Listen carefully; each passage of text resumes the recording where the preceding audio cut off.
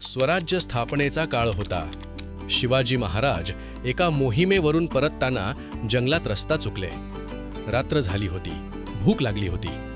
तेव्हा त्यांना समोर एक छोटी झोपडी दिसली. त्या झोपडीत एका म्हाताऱ्या आजीनं महाराजांना आश्रय दिला. आजीनं प्रेमानं पाहुण्यांच्या ताटात गरम वरण भात वाढला. महाराजांनी भुकेच्या भरात थेट भाताच्या मधोमध हात घातला आणि त्यांचं बोट भाजलं. हे पाहून ती आजी हसून म्हणाली, बाळा, तू सुद्धा आमच्या शिवबासारखी चूक केलीस. महाराज चकित झाले. त्यांनी विचारलं, असं का म्हणता आजी?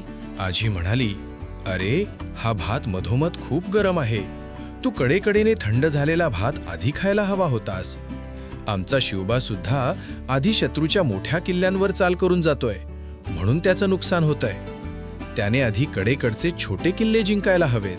एका सामान्य आजीच्या या शब्दांनी महाराजांना स्वराज्याची मोठी रणनीती दिली.